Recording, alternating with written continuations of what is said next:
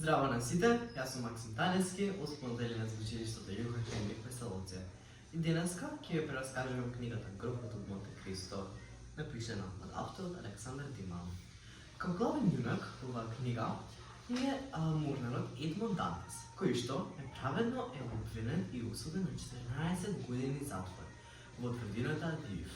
Тој во тие 14 години доживува длабока трансформација, во која што искусува и безброј емоции, вклучувајќи гнев, лутина, тага и најглавно жед за одмест. Книгата, действото во книгата се одвива во 19 век за време на владењето на Наполеон Бонапарт на островот Средоземното море, делови од Италија и делови од Франција. Како моје омилено поглавје, ќе го земам 9-то поглавје, кое што се именува Тајната пештера. Ова поглавје Едмонд има многу чуден, но интересен сон. Во сонот Едмонд се наоѓа во пештера, која што е исполнета со најразлично богатство, вклучувајќи диаманти, рубини, сребро и злато. Но во моментот кога ќе го зграбчи тоа богатство, тој е исчезнал. Утредента, по тој чуден сон, тој и неговите морнари решаваат да го продолжат нивното патишествие и да одат до најблискиот остров. Тие, таму, решаваат да се одморат, а Едмонд да го истражи островот.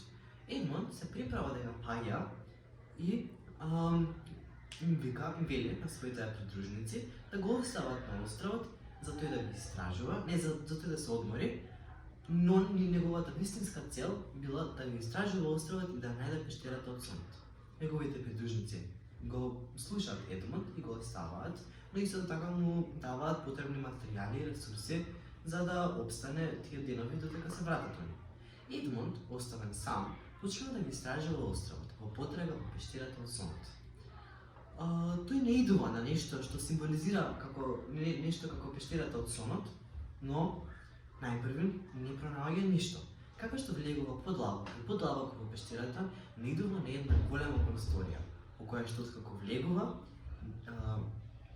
е зачуден од тоа што ги гледа сите богатства и сите диаманти, рубини, злата и сребра од сонот кој што го имал претходната вечер. Сега, од овој момент, дали Едмонд ќе го сподели богатството со неговите придружници, дали ќе побегне и ќе почне друг живот, ќе оди ли кај Мерцедес и ќе продолжи живот со нејза, или едноставно ќе се одмазди на тие што го затворили неправедно.